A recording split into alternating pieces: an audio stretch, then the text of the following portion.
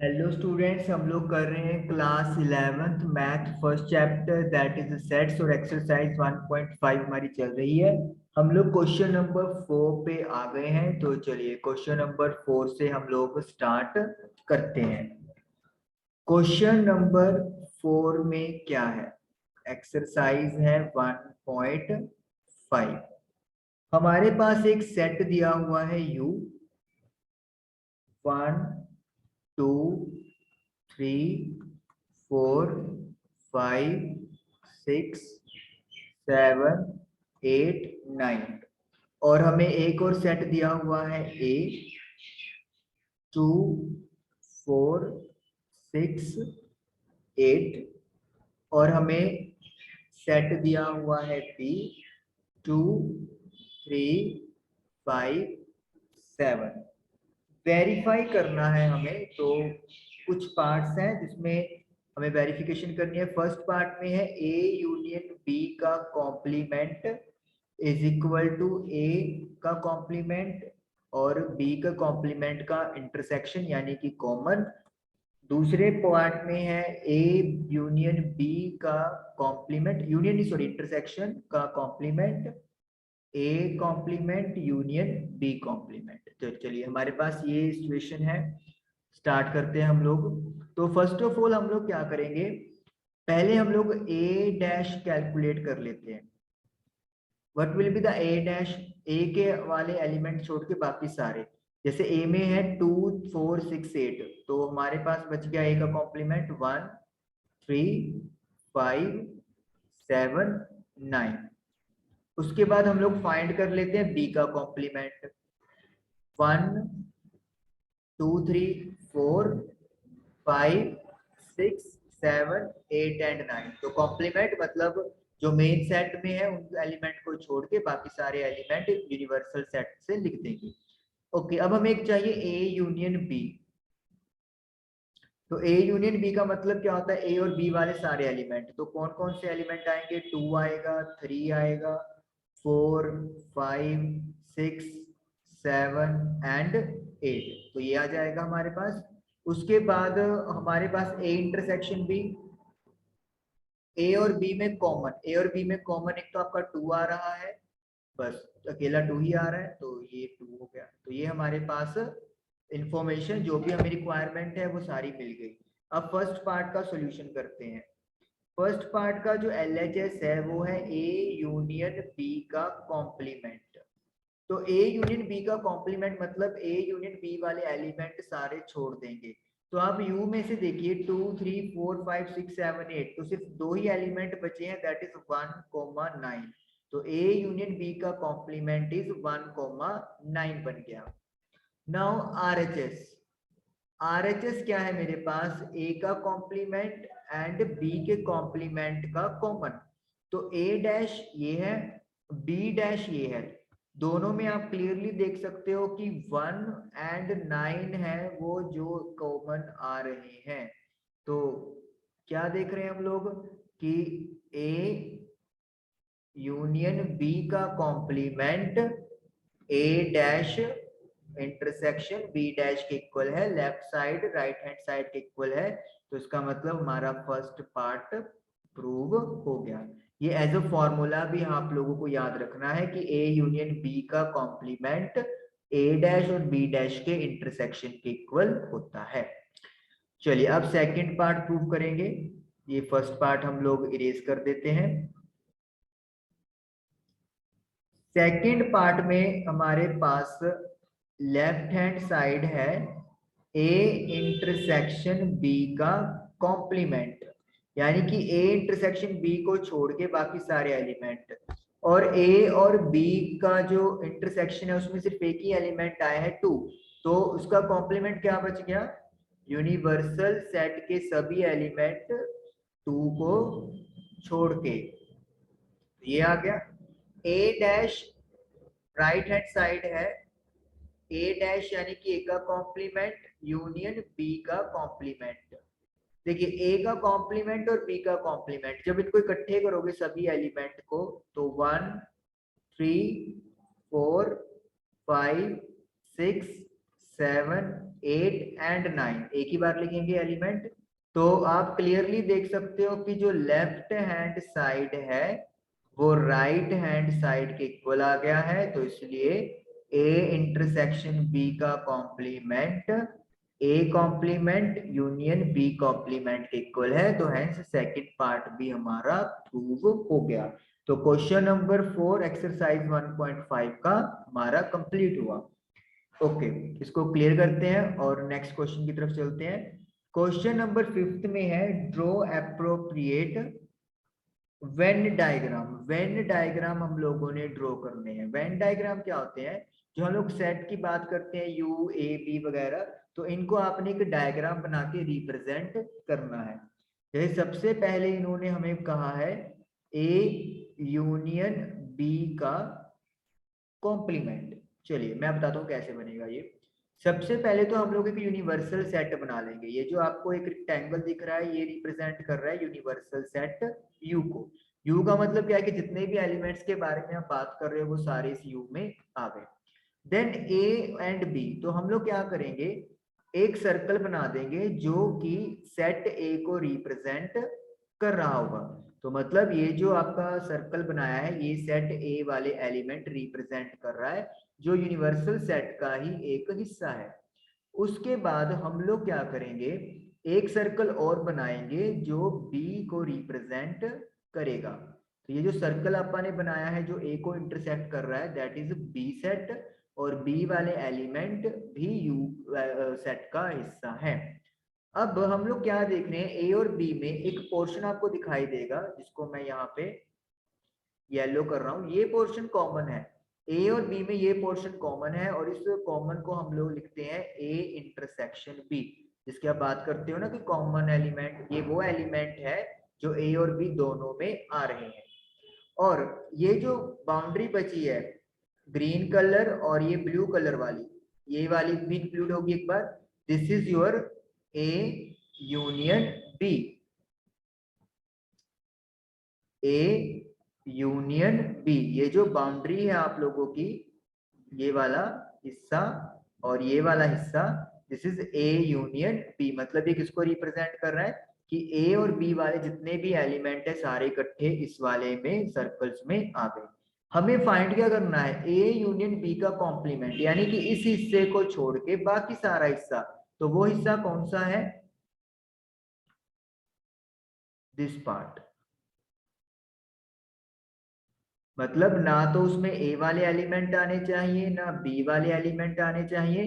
तो यानी कि जो सर्कल के बाहर वाला हिस्सा है वो आप लोग क्या कर दोगे, शेड बना दोगे। तो this is your A union B का कॉम्प्लीमेंट। आप देख सकते हो कि जो कलर है वो सिर्फ सर्कल के बाहर बाहर ही है, अंदर तो ये वैसे जा रहा है डायग्राम के अकॉर्डिंगली, बट अंदर नहीं जाना चाहिए, सिर्फ अंदर रहेगा इस अपने बॉक्स के रेक्टेंगल के, लेकिन सर्कल के भी ये अंदर ही रहना चाहिए। मैं इसको थोड़ा लाइट कर रहा हूँ व्हाइट करके, ठीक है, तो सिर्फ सर्कल के अंदर ही पोर्शन है। तो ये आपका जो बना है this is this part A union B का कॉम्प्लीमेंट, यानी कि ए यूनियन बी को छोड़ के बाकी सारे एलिमेंट। और ये जो व्हाइट पोर्शन बच गया है सर्कल्स की बाउंड्री के अंदर, ये ए यूनियन बी को रिप्रेजेंट करता है। चलिए अब इसको क्लियर करेंगे और अब हम लोग करेंगे इसका सेकंड पार्ट। सेकंड पार्ट में है ए डैश इंटरसेक्शन बी डैश। चलिए उसके लिए भी सबसे पहले एक बॉक्स बना लेंगे जो कि यू को रिप्रेजेंट कर रहा है, यानी कि यूनिवर्सल सेट को। फिर बनाएंगे हम लोग ए, दिस इज सेट ए। फिर बनाएंगे हम लोग एक और सर्कल जो रिप्रेजेंट कर रहा है सेट बी को, तो this is B set and this is your A set. चलिए अब हमें देखिए क्या चाहिए, ए डैश। ए डैश का मतलब क्या है, ए वाले छोड़ के बाकी सारे एलिमेंट। तो मैं यहाँ पे कलर करता हूं ये pink colour, this is representing the A dash. मतलब वो सारे एलिमेंट जो ए के अंदर नहीं है वो हम लोग ए डैश के अंदर बनाएंगे। तो सिर्फ ए के जो सर्कल की बाउंड्री है उस बाउंड्री के अंदर आप छोड़ दोगे पार्ट, बाकी सारा क्या हो जाएगा, कलर हो जाएगा। यू कैन क्लियरली सी कि हम लोग सर्कल ए वाले की बाउंड्री के छोड़ के बाकी सारा यहाँ पर कलर कर रहे हैं।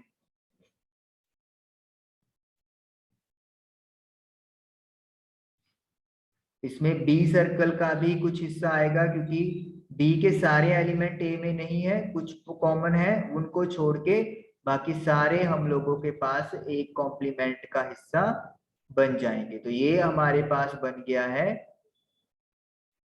ए डैश। तो ए वाला बाउंड्री छोड़ के बाकी सारा ए डैश हमने रिप्रेजेंट कर दिया। ओके, उसके बाद हमें बी डैश भी चाहिए, इसको मैं इसे रिप्रेजेंट कर लेता हूं। तो बी डैश का मतलब क्या होता है, बी वाला सर्कल छोड़ के बाकी सारे। अब इसमें क्या होगा, इसमें आप लोग देख रहे हो ये जो आपको डार्क रीजन दिख रहा है ब्राउन शेड में, ये बी डैश को रिप्रेजेंट कर रहा है, यानी कि बी वाला सर्कल जो है वो रह जाएगा, लेकिन बाकी सारा जो पोर्शन है उसे हम लोग ब्राउन कर देंगे। तो आप क्लियरली देख सकते हो कि ये जो पोर्शन है ब्राउन जो हो रहा है, इसमें बी वाला जो सर्कल है वो नहीं आएगा, सर्कल के बाहर वाले सारा जो बाउंड्री है वो यहाँ पर आ जाएगी, और इसमें एक सर्कल का कुछ हिस्सा भी आ जाएगा क्योंकि ए के कुछ एलिमेंट बी के साथ कॉमन चले गए, तो इसलिए वो वाला पार्ट यहाँ पर भी सेव है, बचेगा, इसमें नहीं आएगा। यू कैन क्लियरली सी कि तो ये हमारा बन गया। मैं थोड़ा सा यहाँ पे और कर रहा हूँ ताकि क्लियर कट हमें इमेजेस के बारे में पता चलता रहे। तो this is your B dash. Okay, अब हमें फाइंड क्या करना है, ए कॉम्प्लीमेंट और बी कॉम्प्लीमेंट का कॉमन पार्ट। कॉमन पार्ट क्या है मेरे पास, कॉमन पार्ट जो है वो आप लोग क्लियरली देख सकते हो, इस वाले में बी डैश नहीं आ रहा और इस वाले में ए डैश नहीं आ रहा। तो इसका मतलब क्या है, इसका मतलब ये है कि जो सर्कल्स के बाहर, ये जिसको मैं अब ब्लूश कर रहा हूं ये वाला हिस्सा, this is your A dash intersection B dash. ये वाला जो पोर्शन है जो ब्लू हो गया है, यानी कि ए का पूरा सर्कल छोड़ दिया है और बी का भी पूरा सर्कल छोड़ दिया है। दिस इज अवर रिक्वायरमेंट, ये हमारी रिक्वायरमेंट थी। This is A dash intersection B dash. शायद आप लोगों को गैस भी कर गया होगा कि ये वही रीजन है जो हमने पिछले उसमें किया था, यानी ए यूनियन बी का कॉम्प्लीमेंट। तो क्या हम लोग इसी चीज को प्रूव करके आए हैं फोर्थ में? बिल्कुल, हम लोगों ने यही चीज प्रूव की थी कि ए यूनियन बी का dash is equal to A dash intersection B dash होता है। और देखिए वेन डायग्राम से भी वो चीज यहाँ पर प्रूव हो रही है।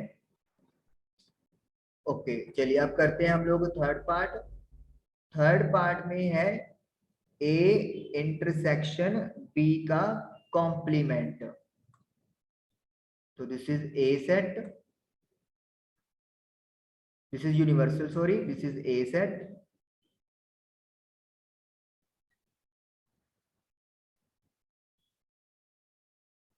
this is B set, U, this is B, this is A। तो A इंटरसेक्शन B क्या पार्ट है, A इंटरसेक्शन B जो पार्ट है वो हमारा, मैं आपको कलर करता हूं, ये वाला पार्ट जिसमें A और B दोनों के एलिमेंट आ रहे हैं, मतलब कॉमन वाला रीजन। तो this is your A intersection B। हमें इसका कॉम्प्लीमेंट पता करना है, बहुत आसान है। जो हिस्सा बच गया है, और वो हिस्सा क्या बचा है, इससे बाहर वाला, इससे बाहर वाला मतलब दिस वाला पार्ट। सिर्फ ये जो बीच में हमने शेड किया है इसको छोड़ के बाकी सारा हिस्सा जो है वो क्या है आपका, ए इंटरसेक्शन बी का कॉम्प्लीमेंट। ये भी आएगा ए का ये इतना सर्कल। लो जी, तो ये हमारा ड्रॉ हो गया है this is our A intersection B का कॉम्प्लीमेंट। तो ये ए इंटरसेक्शन बी है तो उसका कॉम्प्लीमेंट ये वाला पार्ट चला गया। तो इस तरीके से हमारा थर्ड पार्ट जो है वो कंप्लीट होता है। चलो इसको क्लियर करते हैं और फोर्थ पार्ट शुरू करते हैं। फोर्थ पार्ट में हमारे पास क्या है, ए dash union B dash.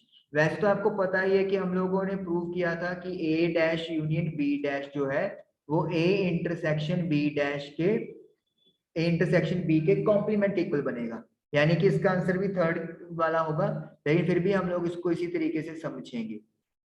This is let me से universal set you,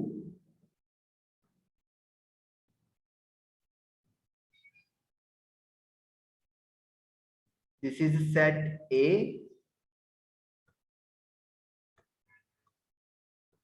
this is set B।